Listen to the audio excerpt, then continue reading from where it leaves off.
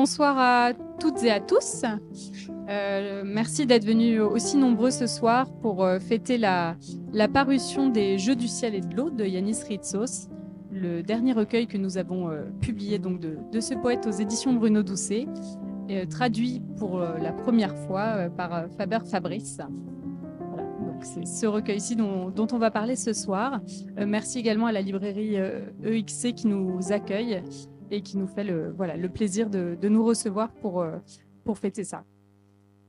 Donc pour lancer cet échange, je me dis que ce serait peut-être bien qu'on recontextualise un peu la personnalité d'Yanis Ritsos, donc poète grec né en 1909, décédé en 1990. Peut-être Faber qu'on peut commencer avec un bref récit de la vie d'Yanis Ritsos, et peut-être que tu peux nous dire ce qu'il représente aussi pour le peuple grec. Alors, merci aussi de ma part pour être présent ce soir. C'est vraiment touchant de savoir que les noms de Ritsos peuvent attirer et susciter de l'envie de découverte et d'écoute. Si, Ritsos est né dans une ville qui est très belle. Alors là, j'ai un petit album qui s'appelle Monevasia. Peut-être certains d'entre vous la connaissent. Elle se trouve dans les Péloponnèse, et c'est des maisons très belles qui donnent directement sur la mer. Je cherche à vous en donner une idée. Vous pouvez faire circuler peut-être les petits dépliants. Je vous laisse découvrir. Et c'est un endroit où se croise à la fois la tradition byzantine, la présence de Venise, parce qu'elle était un escale commercial vénitien, et aussi toute la beauté du paysage grec, dans l'acception plus commune qu'on peut y donner. Sa famille est une famille aisée. Ritsos naît le 1er mai, comme hasard du calendrier. Et par contre, son père finit par ruiner et disperser toute la fortune familiale aux jeux, aux cartes et dans des mauvaises spéculations. Donc, Ritsos a tout de suite un rendez-vous avec la réalité très dur, un écart très fort entre les mondes dorés dans lesquels il se trouve à naître et la réalité des faits. Son frère, d'abord après sa mère, meurt de tuberculose quand il est encore un jeune enfant, on va dire, un préadolescent.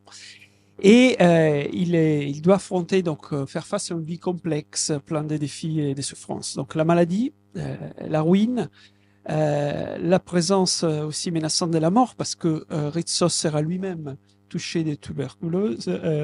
Mais, et ça c'est les chiffres les plus significatifs du poète, l'envie de dépasser tout cela par la poésie, par la littérature, par l'espoir, par la capacité qu'a l'homme de se confronter au monde sans faire vaincre. Et après, il poursuit ses études à Athènes. Il s'inscrit à l'université essentiellement parce que dans la faculté de droit, il y avait une cantine dans laquelle les étudiants pouvaient accéder à avoir des repas presque gratuits, mais il ne suit pas les cours. Et il commence à s'édier à la poésie. Sa maladie s'aggrave et il est donc amené au sanatorium où des voisins d'Élie, parfois il doit faire face à des conditions très dures, l'initie au marxisme. Et c'est une révélation pour Ritsos qui restera fidèle à l'idéal communiste pendant toute sa vie. Et il essaie aussi, l'une des occasions, cette maladie et ces conditions dures dans lesquelles il se trouve, parce que le sanatorium, c'est un hôpital dans lequel il est hospitalisé, mais dans des conditions très très précaires. Parfois, il raconte qu'il doit, quand il pleut à l'intérieur, il y a de l'eau qui coule et il doit rester dans les lits avec le parapluie ouvert. Et, oui, et par contre, et ça c'est intéressant dans son parcours, il réagit tout de suite en écrivant une lettre à un journal local qui suscite une réaction des pouvoirs publics et ce sanatorium est fermé. Et là, Ritsos dit, pour la première fois, j'ai vu qu'à travers les mots, à travers la parole, je peux modifier le monde, je peux alimenter l'espoir, le faire vivre. Je suis un peu trop détaillé sur cette première partie, donc j'accélère un peu, sinon je vous ennuie. Mais bon, après, il vit les grandes étapes, et pourquoi il est important pour le peuple grec, l'histoire grecque. Il vit les grandes étapes de l'histoire grecque contemporaine. Il vit notamment la guerre civile qui éclate en Grèce après la Deuxième Guerre mondiale, conflit entre les monarchistes et les forces de la gauche pour la, le contrôle politique du pays après la libération des forces occupantes allemandes et italiennes. Et suit aussi un parcours à nouveau de souffrance. Il est interné dans des champs militaires, des camps militaires, excusez-moi. Vous aurez bien compris que je ne suis pas français de naissance, mais je vous rassure, même pas grec. Et donc, de temps en temps, quelque chose m'échappe. Et il doit endurer des preuves vraiment très, très dures. Alors, pour vraiment donner un exemple du caractère et de l'esprit d'Eritsos, il se trouve dans ces conditions vraiment très, très dures qui sont restées aussi dans l'imaginaire commun de la Grèce. Ils ont de l'eau qui est pas très propre pour boire. Ils sont obligés de faire des travaux complètement irrationnels, à déplacer des pierres d'un côté à l'autre sans que cela corresponde à aucune nécessité. Les conditions sont très dures. Des gens craquent parce que les forces conservatrices souhaitent estorquer aux internés, que c'est des prisonniers politiques, une δήλωση, c'est-à-dire une déclaration comme quoi ils renoncent à ces idéaux politiques. Eritsos ne le fait jamais. Et c'est intéressant de savoir que malgré ces conditions difficiles, ces quotidiens très très durs, donc qui s'apparentent presque à du demi-esclavage, eh bien, Ritsos tient à ne pas se faire ôter sa dignité par ses geôliers. Et voilà, il prend soin chaque soir de mettre ses pantalons en dessous du matelas, parce qu'avec les poids de son corps pendant la nuit, les matins d'après, il puisse le retrouver avec les plis bien dessinés. Alors ça fait nous presque sourire, et c'est bien qu'il soit ainsi. Vous voyez comme chaque fois dans la vie d'Eritsos, il y a la souffrance, mais l'envie pervicace, presque désespérée d'y résister. Je m'arrête là, parce que sur la première question, on a fait déjà trop. Voilà. Non, mais c'est très bien. Puis ça donne un. Je pense que tu as réussi à aussi, avec quelques anecdotes, bien nous montrer ce que c'est que l'esprit de Ritsos et comment aussi c'est cet esprit-là qui a marqué le peuple grec et qui fait que c'est un poète qui traverse, maintenant on peut le dire, les décennies et on espère les siècles. Donc, Probablement, c'est bien parti, je pense. Ouais. on va quand même revenir un peu sur ton parcours parce que tu nous l'as dit, tu n'es pas grec, tu n'es pas français. Ta langue maternelle, c'est l'italien. Et Ouais. pourtant, tu traduis du grec vers le français. Est-ce que tu peux un peu nous parler d'une part de ton rapport à la poésie, d'autre part ton rapport à la traduction et surtout dans et vers des langues qui ne sont pas tes langues maternelles? Et voilà, effectivement, comme vient de le dire Ariane, je suis complètement de l'illégalité. Et j'ajoute une chose, je suis, ce qui plus est, ce qui est pire, je suis un ingénieur. Donc, alors là, la totale. Disons que, pour revenir à ta question, alors effectivement, je suis italien, je pense que mon accent le trahit assez rapidement. Je viens pas de Suède, non? Et il y a une chose. Alors, je suis italien du Sud, sans vouloir faire de polémiques évidemment stupides, mais la donnée historique et je dirais même du paysage et de l'archéologie fait que vous y tombez pratiquement dedans à chaque pas. Dans la région où je suis né, la Basilicate, c'est par exemple l'endroit où est mort Pythagore. À voilà, une petite heure de chez moi, il y a la ville d'Élée, qui était la ville des Parménides et des Zénons et des philosophes grecs anciens que tout le monde connaît. Donc, c'est là sûrement a marqué mon parcours. Donc, je suis intéressé à la Grèce, qui avait à mes yeux aussi les caractéristiques particulières. Il était à la fois la possibilité de l'ailleurs, mais aussi un retour vers soi-même. D'un côté, pour les raisons que je t'ai dit, l'histoire des milieux et l'histoire de la Grèce antique, quelque part. Et c'est en général, aller vers la Grèce, c'est revenir toujours vers soi-même, vers la philosophie, vers l'histoire, vers l'art. Et cela, ça m'a toujours accompagné. Après, évidemment, la poésie, c'est une façon d'exprimer les choses, de la détresse et l'espoir de l'homme de manière synthétique et touchante. Peut-être un pendentif du côté rationnel à tout prix que la profession et les études vont imposer. J'ai voulu trouver une balance. Accompagné par cela, mais je ne vais pas changer de sujet ce soir, par un autre grand poète italien, je ne sais pas si vous le connaissez, même les Italiens ne le connaissent pas, Leonardo Sinisgalli, qui n'est pas loin de chez moi. Il était un poète et un ingénieur, mais un vrai poète. Voilà. Super. Et du coup, tu as découvert l'œuvre de Ritsos. Et comment ça t'est venu l'idée ou l'envie de traduire spécifiquement les Jeux du ciel et de l'eau? Je crois que c'est pas le premier texte de Ritsos que tu as traduit. Non. Est-ce que tu peux nous raconter aussi un peu ce parcours-là ouais. et l'anecdote qui va avec? Alors, toute la vérité, rien que la vérité. Alors, en effet, j'ai aimé beaucoup Ritsos et un poète, peut-être certains d'entre vous connaissent. Peut-être ce soir, je vous donnerai l'occasion de découvrir quelques-unes de ses voix. Je m'excuse, je me tourne un peu vers la gauche, mais je dois être plus discipliné. Et c'est un poète qui m'a énormément touché, parce que d'un côté, effectivement, il arrive à saisir toutes les souffrances, les fragilités, les doutes de l'homme, mais sans jamais s'y résilier. Toujours en saisissant la marche qui permet d'aller au-delà, de dépasser l'horizon qui nous enferme. Et donc, c'est là, ça m'a beaucoup plu. Après, il faut dire aussi que j'ai fréquenté toujours j'ai fait une partie de mes études en Grèce. Ça, je l'ai pas dit. Mais bon, ça, à l'école polytechnique d'Athènes.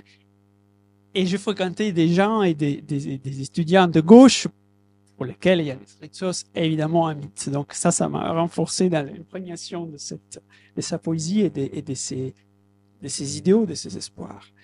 Comment ça s'est passé? Alors, j'y suis allé, pour vous dire la vérité, vous avez vu un petit peu mon Embassy dans les petits dépliants. Eh bien, une fois, j'y suis allé avec ma femme qui m'a fait la courtoisie d'être présente ce soir, un voyage à mon Embassy. Et donc, on a passé un très, très beau moment. Vous le voyez, c'est une ville magnifique entre la terre, les ciels et la mer. Et pour confirmer cette joie, pour en laisser un souvenir, j'ai voulu traduire pour elle une œuvre de Ritsos, qui s'appelle La sonate du clair des lunes, qui avait été déjà traduite largement par d'autres et mieux que moi, mais c'était un besoin personnel et sentimental. J'ai proposé cette sonate à l'éditeur Bruno Doucet qui publie ces recueils et qui en était très touché, mais qui m'avait fait comprendre qu'il y avait déjà une autre traduction en chantier. Ah, j'ai dit, je ne peux pas en rester là, la vérité, rien que la vérité. Alors, j'ai cherché un peu parmi les œuvres de Ritsos et j'ai trouvé celle-ci qui me paraissait à la fois joyeuse, vous le verrez, très musicale, apparemment idyllique, mais où reviennent les thèmes dont on a parlé tout à l'heure. L'homme, ses doutes, ses espoirs, mais la nécessité et la possibilité de les dépasser, de ne pas s'y résilier.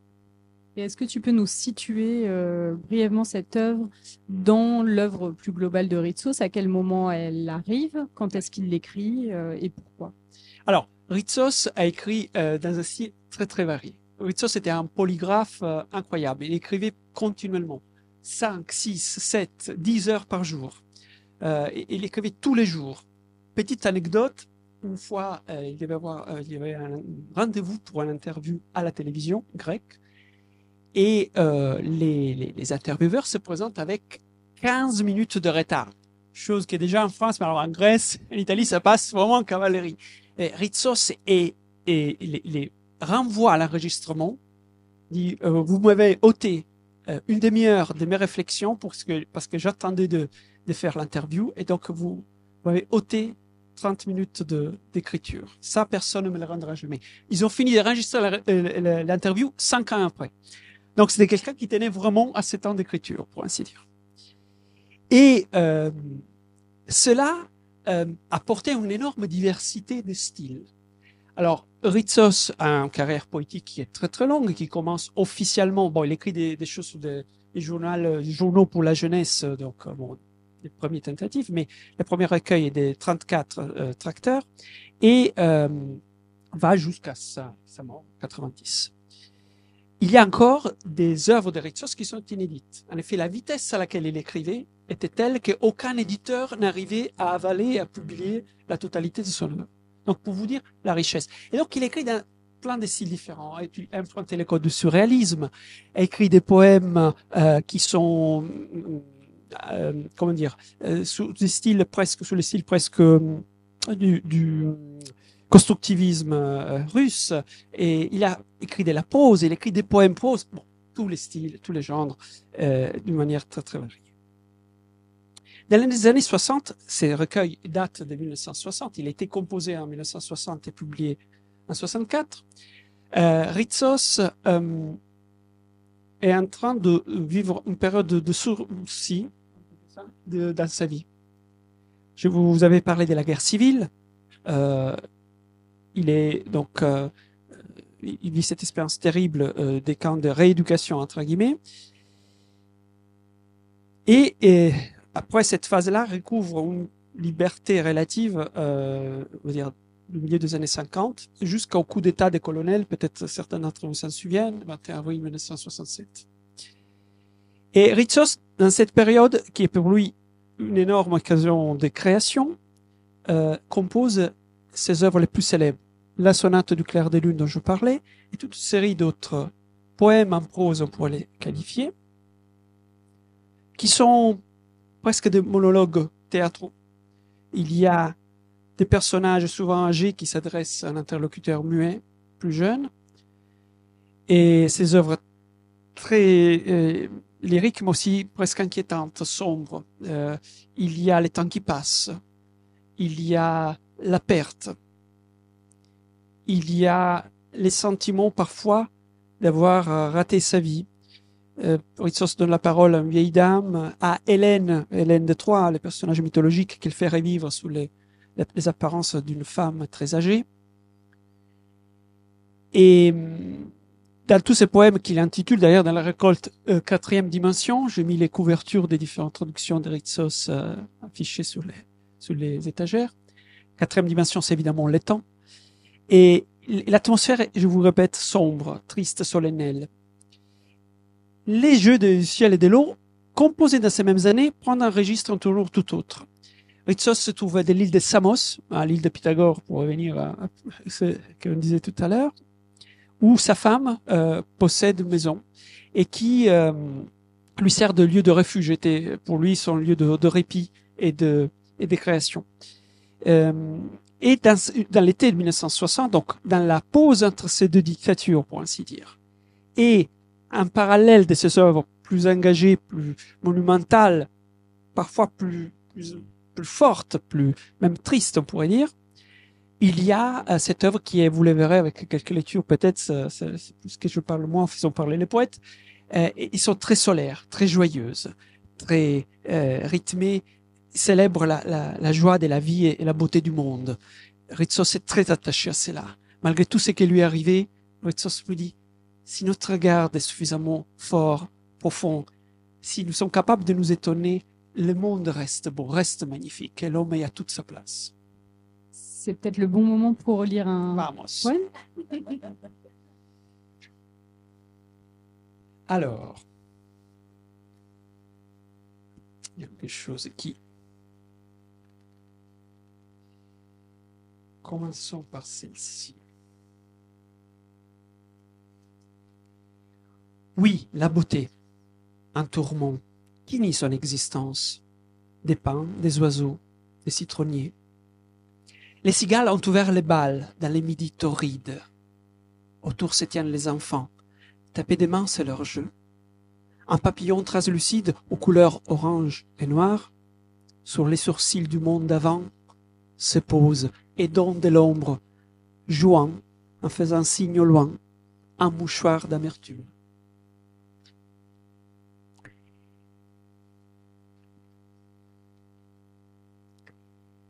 Étoile bleue, étoile rouge, étoile verte, comme un abricot, jaune et doré, orange, violacé, couleur d'azur. L'étoile, mon Dieu, tourbillonnante, tourbillonnante, mauvais rosé. Dans les bois, la nuit mène la danse avec Pétros. Au ciel, la lune mène la danse avec tes mains, des éclats d'or, des éclats bleus, tourbillonnants. Pleurez-moi si je ne meurs pas ce soir. Avec grand plaisir. Tous ces ingénieurs s'est mis d'accord avec la dame, en effet, avant, on n'a rien dit. J'allais te demander. Oui, alors, peut-être vous l'avez entendu, il y a une dimension joyeuse, il y a des images, des lumières, des couleurs. Et il y a aussi de la musique, du rythme, ce qui est le propre de la poésie. La respiration humaine fait naître la poésie de manière presque naturelle. C'est quelque chose qui dit d'ailleurs un autre grand poète grec, Séphéris. Si on nous ôtait la respiration, que deviendrons-nous? La poésie est la respiration de la pensée, de l'espace humain. Et alors, je me permets de vous lire en grec un de ses poèmes et sa traduction en parallèle. Donc je ferai un peu de sauterai d'une à l'autre. Κατόταν στο κατόφλι και χτενίζονταν, ένα πουλί της κράταγε τον καθρέφτη. Elle se peignait assise sur le seuil, et un oiseau lui tenait le miroir. Aspera che coccina triandafila te smilaran, et susurrades si rodachignati imbirasan. Des roses blanches et rouges lui parlaient, les bergeronnettes taquines les pêchaient. Chiaftiolon actenisete, chiolona tragudai, ach trella, trelli, trella, mutrelli, mutrella, trella. Et-elle, en se peignant, ne cessa de chanter, ah, ma folie, mon fol amour, ma folie folle, amour. Che occhi postinangagliase, me vio qu'il y a des anthi, et tous les jardins l'embrassaient d'une profusion de fleurs. Non, bravo à Ritsos. J'ai cherché de rendre cette cadence rythmique, qui vous le comprenez, est un caractère tellement essentiel de l'œuvre que ne pouvait pas être ôté sans l'appauvrir. J'ai essayé au début de faire une traduction analogique. Vous avez des vers, vous pouvez la rendre de manière même lyrique, mais évidemment, vous tombez sur autre chose, ce qui est évident. Une traduction n'est jamais un équivalent, c'est toujours un transport. Parfois, par contre, et même assez rapidement, je me suis rendu compte que la dimension musicale, ces rythmes, donc j'espère que je vous avoir donné un exemple, était central. Ouais, tu es un peu en train de répondre à ma question, puisque moi, je suis obligée de prendre mes notes parce que je te cite, parce que dans ce livre, tu as écrit aussi une postface qui vient vraiment éclairer ce travail de traduction, dans laquelle tu dis que les vers de Ritsos sont des vers vivaces, riches en rimes et assonances internes, bâtis avec des mètres simples, très rythmés et reconnaissables. C'est ce qu'on a entendu à l'instant. Est-ce que tu peux peut-être nous donner un ou deux exemples, une ou deux anecdotes de traduction, des spécificités ou des difficultés auxquelles tu as pu être confronté, soit auxquelles tu t'attendais, soit auxquelles tu ne t'attendais pas et qui sont venues pendant le travail? Alors ça, c'est une très bonne question. Évidemment, oui. Alors comment j'ai travaillé, je vous fais part de mes secrets qui ne sont pas grand-chose, mais au début, je pris les textes et je fais une traduction du sens. Voilà. Qu'est-ce que ça veut dire le poète? Parfois, un terme échappe, je vais voir sur les dictionnaires. Et après, je commence à construire, en réalisant plusieurs fois l'original grec, cet rythme, chercher de le reproduire. Et parfois, effectivement, les termes ne collent pas, alors on n'arrive pas à trouver la chose, alors on passe une semaine et ça ne nous plaît pas, et on cherche de l'améliorer. Et après, peut-être, il y a l'échange avec un ami, une distraction, on recopie mal ce qu'on avait écrit la première fois, on se rend compte et dit, ah, tiens, peut-être ça pourrait marcher. Et alors, parfois, il y a des expressions qui sont difficiles à rendre. Par exemple, on dit à la fin,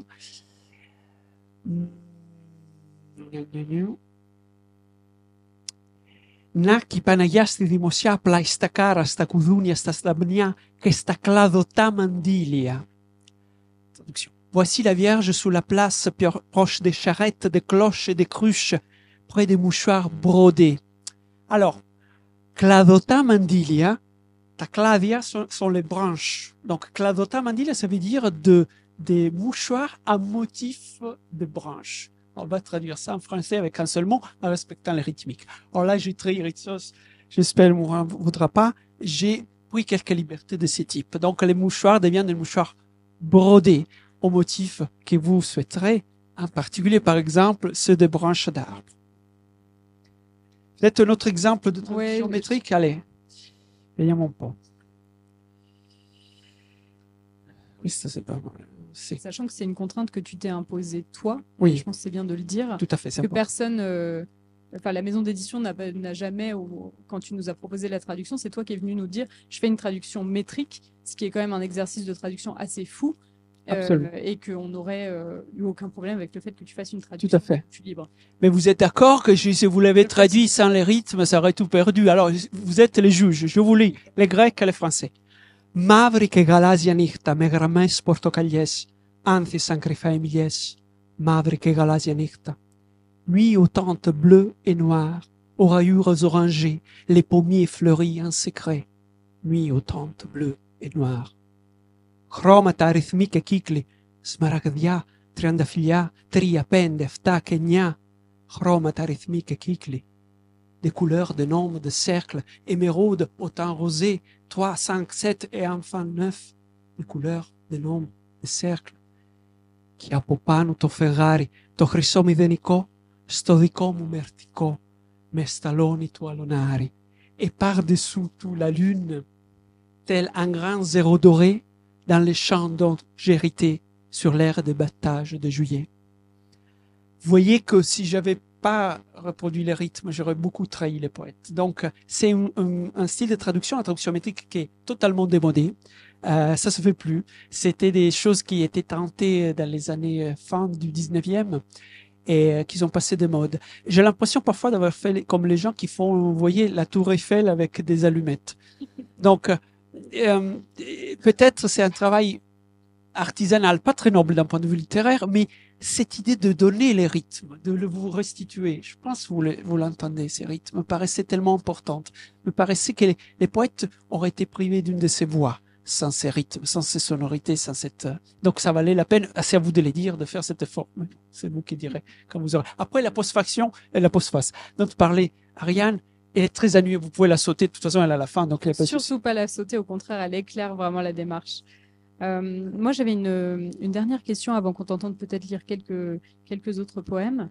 On l'a entendu dans les textes que tu as lus, il y a une dimension contemplative très forte dans ce recueil. Il est beaucoup question de la nature, il est question d'un univers joyeux, lumineux. Il y a beaucoup question des sens aussi, on a des odeurs, on a des images qui nous viennent. Mais il y a aussi, dans ces textes-là, des préoccupations qui sont chères à Ritsos, une certaine manière d'habiter le monde, une certaine manière de participer, de faire société aussi avec les hommes et les femmes qui l'entourent.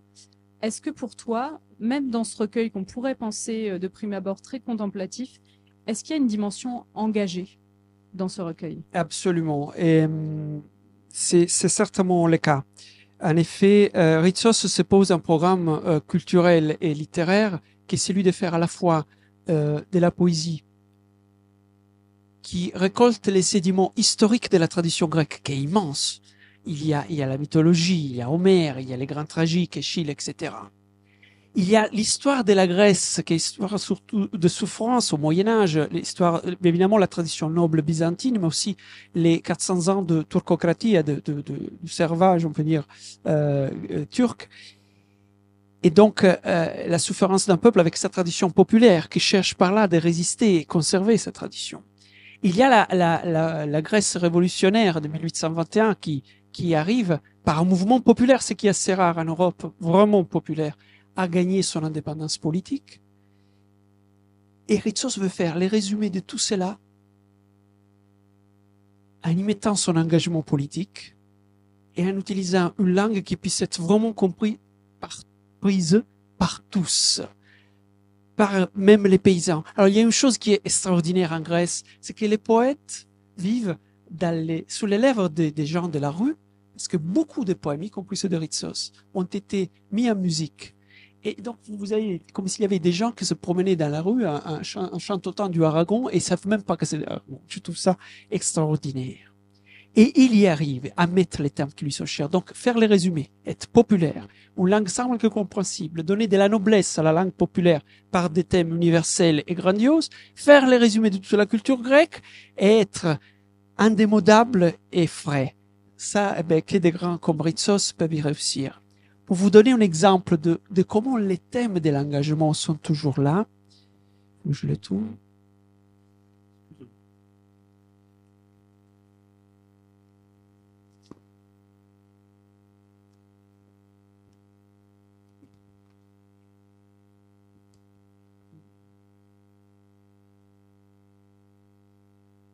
Regardez par exemple dans ces poèmes, comme il y a un filigrane, je vous laisse passer entre-temps une édition illustrée qui est parue en Grèce en 1985, comme il y a un filigrane d'un poème très innocent, l'idée de la liberté de l'homme, de l'espoir, et aussi les souvenirs de sa prison, de son emprisonnement. Entre les barreaux, bourgeonne un œillet, quiconque les sent, mes yeux, ma lumière, brise les barreaux, épouse l'aube, des feuilles vertes brillent sous ses aisselles. Oui, ce n'est pas simplement une image idyllique. On voit la souffrance, on voit qui est entre les barreaux, mais l'espoir, l'œillet qui devient le symbole de l'espoir, évidemment connoté aussi politiquement pour Ritsos, devient l'émancipation qui permet de briser les barreaux, par exemple. Un autre. Eccola quoi, magnifique. Dans la vigne, il y a 1002 petits points, les raisins couleur mauve, profond. De cette manière, les vins comme le miel réclament pour exister lutte et fureur, sans doute, pour nous adoucir les lèvres. Le travail de l'homme transforme le monde. La peine qu'il exige sert à les rendre beaux, aimables, vivables. Ça, c'est un thème très fort de Ritsos. Et vous voyez comme, tout en douceur, il est fait passer comme ça. Une autre sous ce thème de l'engagement qui semble ne pas être là. Ils sont considérés parfois comme des poèmes pour enfants. Ils le sont, mais pour des enfants qui ont envie de changer le monde, qui ne se contentent pas de l'existant. Comme vous d'ailleurs, j'espère.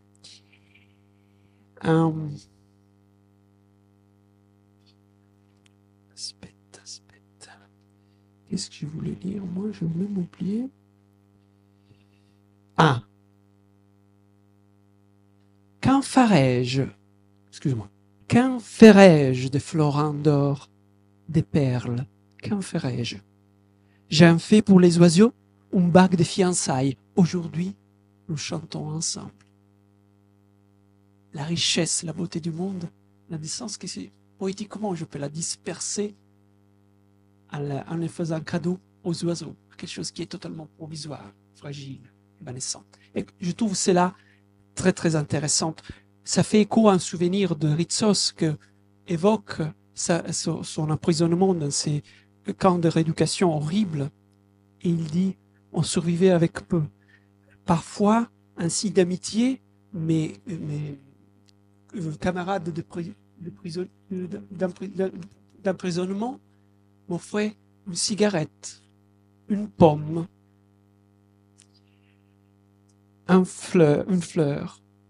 Que voulez-vous que signifient pour moi les prix, les médailles, les honneurs quand j'ai reçu des cadeaux de cette taille, de cette ampleur? C'est très bien résumé. Je pense que ça nous aide à saisir un peu qui était Ritsos. Je me dis qu'on peut peut-être un peu laisser la parole au public. Si certaines ou certains d'entre vous ont des questions, c'est le moment. Je peux faire passer le micro qui n'est pas sonorisé. Je ne sais pas si c'est utile. Si, c'est utile, me dit-on. Dispense. Non, je voudrais vous poser une question sur la traduction, une question à 3 étages. La première, vous avez parlé donc de la rythmique.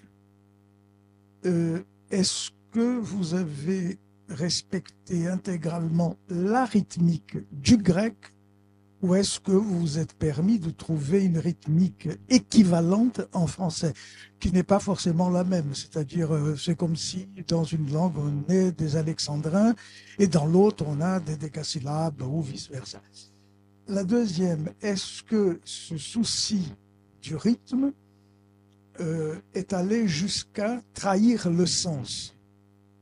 Et la troisième, qui est la conséquence des 2 premières, est-ce que vous avez mis des notes pour signaler ce qui pouvait être des écarts par rapport à l'original? Alors, vous êtes un vrai traducteur, vous. Excellent. Non, effectivement, oui. Alors, j'ai cherché, autant qu'elle était possible, j'ai cherché, vous en donner un exemple tout à l'heure, de vraiment reproduire la rythmique grecque avec la séquence des accents et la longueur des vers avec les syllabes en français. Alors, avec quelques exceptions, parfois il y a des vers libres, donc j'ai considéré qu'il n'était pas indispensable au rythme de l'œuvre, mais j'ai vraiment cherché de respecter ces rythmes autant que possible. Donc j'ai utilisé des vers qui ne sont pas nécessairement dans la tradition française. Hein. Donc, Ritsos utilise des vers typiques de la tradition gréco-byzantine, notamment les décapentasyllabes, donc les vers de 15 syllabes, et des autres vastes choix de maîtres. Même systématiquement, je les signale dans la postface, il a été nécessaire de pousser les lecteurs à une diction, ce qu'on appelle une diction poétique, à prononcer le E surnuméraire du dernier vers. Bon, là, c'est des choses, là, ne partez pas, ça va finir tout de suite. Et donc, j'ai cherché autant que possible de respecter cela. Alors, je me suis autorisé de trahison, oui. J'ai cherché de limiter au possible, en sachant que parfois, ce que j'ai perdu sur un vers, j'ai cherché de le récupérer sur celui d'après. L'idée étant, évidemment, on dit d'ailleurs en italien traduttore, traditore, traducteur, traître. Et c'est que d'ailleurs ça se traduit mal parce que le jeu de mots ne fonctionne pas en français. Mais j'ai cherché vraiment de rester les plus proches possible du texte. Alors, les notes, c'était possible, je les avais prévues. Mais bon, les types d'édition qui n'est pas nécessairement une édition de type universitaire ou scientifique, mais qui vise plutôt à aller sur les textes littéraires et ça, comment dire, ça, l'immédiateté, si je peux ainsi dire, des éditions Brodusset n'était pas nécessairement, comment dire, orientée en ce sens-là. En tout cas, je suis à votre disposition, je vous donnerai mon adresse et je vous communiquerai tous les détails. Avec grand plaisir. Est-ce que quelqu'un d'autre veut le micro? Sinon, tu peux nous lire un... Je lis quelque chose, mais posez-moi des questions parce que ça m'intéresse. Alors, comme ça je me repose aussi. Alors.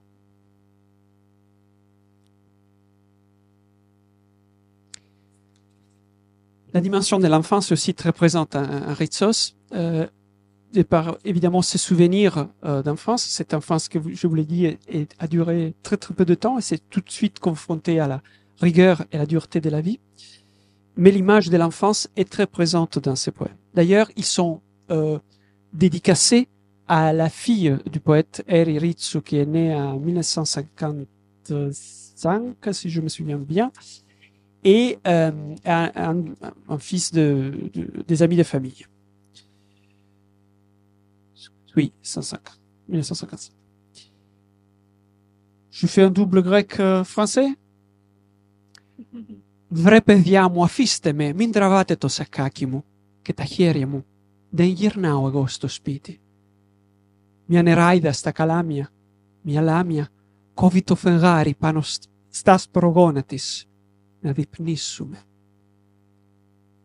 Κάτω απ' τα ψηλά πλατάνια, με τον άστρον το λαρδί, τηγανίζει λουλουδάκια, άλλο σπίτι εγώ δεν έχω, απ' τον κόσμο το φαρδί. Αφήστε με. Les enfants, relâchez-moi, arrêtez d'étirer ma blouse et lâchez mes mains. Je ne rentrerai pas chez moi. Une Néréide dans les roseaux, une harpie, émince la lune sur son genou tout blanc pour que nous dînions. Et au pied des grands platanes, elle fait frire des petites fleurs avec l'huile des étoiles. Si ce n'est les vastes mondes, je n'ai pas d'autre maison. Laissez-moi. Est-ce qu'on peut te demander si tu as en projet d'autres traductions de Ritsos ou d'autres poètes, et est-ce que tu as envie de traduire de la même manière ou est-ce que ça t'a donné envie de traduire différemment? Alors, première question, ça dépendra de ce que le public en pense et ceux qui vont écrire les critiques vont dire, alors franchement cette traduction elle est absolument nulle, il est impressionnant qu'un éditeur comme Bruno Doucet ait laissé de la place à un fou furieux comme Faber. C'est possible. Alors, si c'est pas comme ça que ça se passera, et j'espère que non. Et il y a évidemment beaucoup d'œuvres de Ritsos qui sont très très belles et très très puissantes, avec des registres différents. Alors, évidemment, cela a pris un travail très très dur pour respecter, comme je vous disais, la scansion rythmique, la prosodie et la succession des accents. Alors, je n'ai pas fait que cela, hein, mais ça m'a pris 3 ans de temps de travail. Évidemment, il y a des œuvres qui sont, comme les autres que j'ai citées, des 4e dimension, ou ici la couverture de l'édition soviétique de 1980, qui sont dans un registre plus prosaïque et donc qui ne présentent pas cette difficulté, parce que la dimension musicale n'est pas les caractères fondateurs de l'œuvre, les rythmes et comment dire, est porté par deux autres éléments, la succession des images, etc. Donc il y en a une en particulier qui me tient très à cœur. Je peux faire un spoil ou pas? C'est un poème de Ritsos très très beau, s'appelle Delphi, et qui était jamais publié hors de Grèce. Et c'est magnifique parce que c'est deux anciens gardiens des antiquités, comment dire, les gardiens, oui, du site de Delphes, qui après une journée fatigante et ensoleillée avec les cigales qui enfin se posent après une journée étourdissante, pleine de soleil, des colonnes, des touristes, et font le bilan de leur journée, de leur vie. Et c'est très touchant parce que, vous voyez, ça revient encore à la fois la dimension populaire, la dimension sociale, l'épuisement, le travail, les résumés de la culture grecque, la présence de Delphes, donc de toute la stratification historique qui va avec. Et c'est une œuvre très très très belle. Bon, en réalité, la traduction est déjà faite. Donc voilà, envoyez des mails à Bruno. Ça vous dites franchement c'est super, on attend que c'est là. Voilà. Eh ben, si.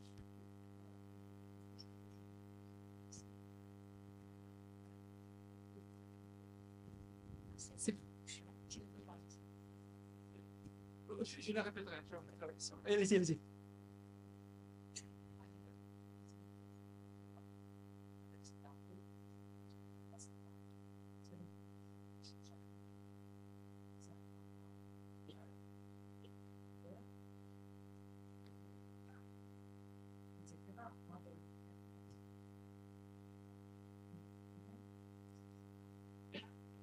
Alors, c'est une très bonne question. Donc, on me demande si, pour les Grecs, ça parle les paroles de Ritsos parce qu'elles renvoient un quotidien, une expérience à du romarin dont on sentit l'odeur le matin en se promenant, ou une soirée où on rentre à la maison et les portes claquent et les vents agitent les rideaux de la fenêtre. Est-ce que ça nous parle? Ça me parle, probablement, d'une manière différente. Probablement, je perds des choses, même certainement je perds par rapport à une expérience de vie de la Grèce. J'ose espérer qu'on puisse par contre en revanche trouver aussi dans les transports linguistiques, avec toutes les limites qu'ils comportent, aussi des nouveaux souvenirs, des nouvelles évocations, ce qui j'espère, mon œuvre petite puisse servir dans cette direction à susciter des nouvelles évocations, des nouvelles paroles, à faire épanouir l'esprit du poète de la poésie, même au-delà des frontières. Merci.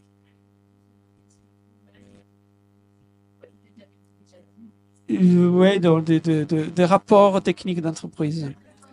Il est timide, j'ai volontairement pas posé la question pour pas dévoiler trop de choses. Non. Par contre, je peux, je sais pas, peut-être il y a des autres questions, sinon je voulais lire une chose.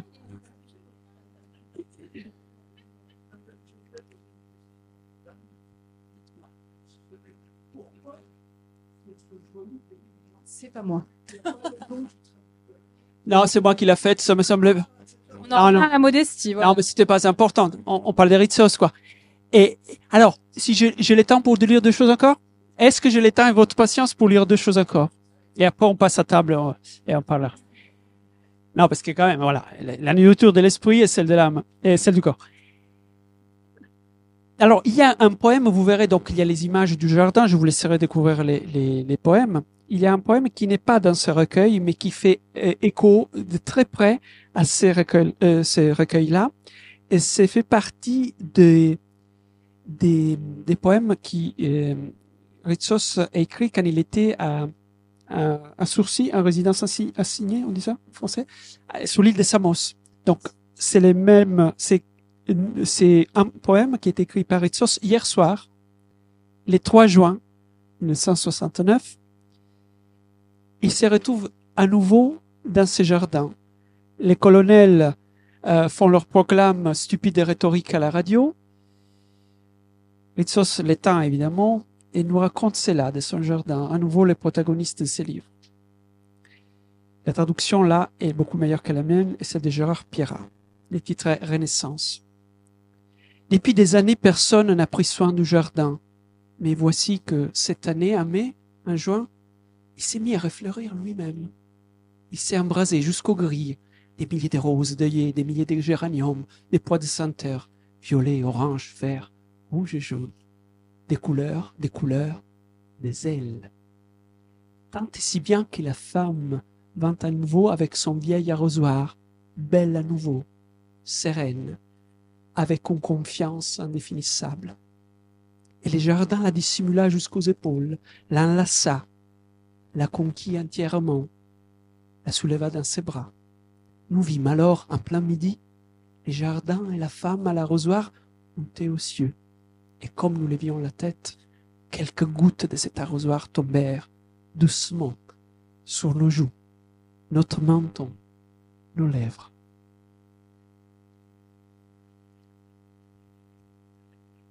Un dernier pour la route. Vous avez vu mon Évasia, vous avez vu les dépliants avec la ville. Eh bien, on est parti de mon Évasia, sa vie de naissance, à mon Évasia et un souvenir d'enfance de Ritsos. Je me permets de vous reconduire. Ritsos écrit de la prose, était publié tardivement dans les années 80. Ça s'appelle Iconostase des Sans Inconnus, c'est l'histoire de sa famille. Et évidemment, l'œuvre de Ritsos est essentiellement une œuvre poétique, mais c'est intéressant parce que traduit aussi beaucoup de souvenirs personnels. Un souvenir de Ritsos, donc de son enfance, sous le thème de la permanence de la poésie, sous l'éternité du poète après la mort. Nous empruntons la route vers la maison.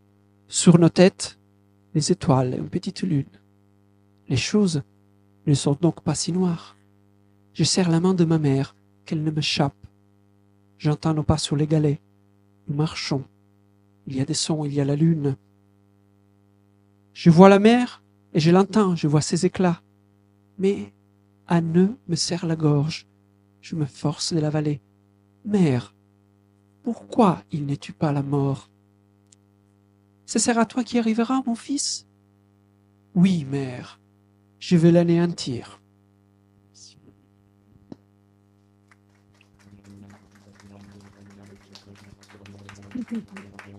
Merci beaucoup Faber pour ce très beau moment d'échange. Merci à toutes et tous pour votre présence. Et je crois que Faber a prévu un petit cocktail. Oui, un petit cocktail. Petit cocktail. Alors après, si on peut mettre de la soda, on va demander j'ai même apporté une petite surprise, mais il faudra se mettre d'accord avec la librairie. Il y a de la musique de Ritsos qui a été mise, par différents musiciens. Ces vers ont été mis en musique, y compris 3 poèmes de ces recueils. Et donc, oui, on va à table et on va mettre un peu de musique, comme ça on peut parler. Super.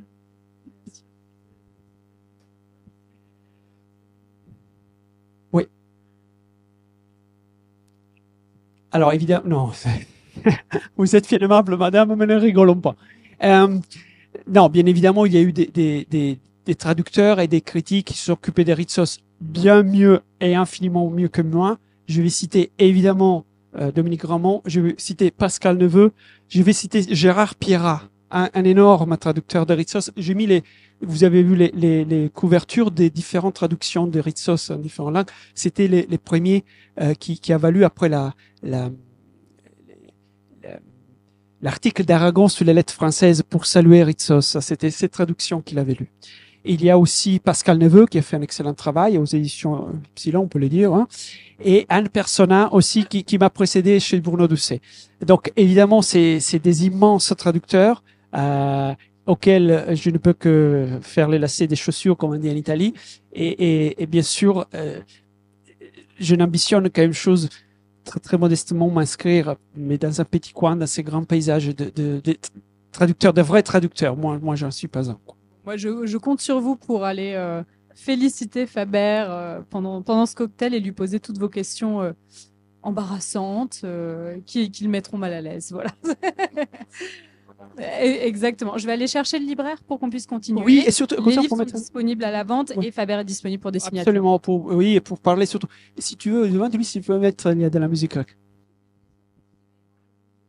Alors, Ouzo, ce n'est pas prévu. Je suis vraiment désolé. Par contre, on a de la retsina, on a du vin blanc, on a du vin rouge, on a spanakopitaki, diropitaki, baklava, on a tout.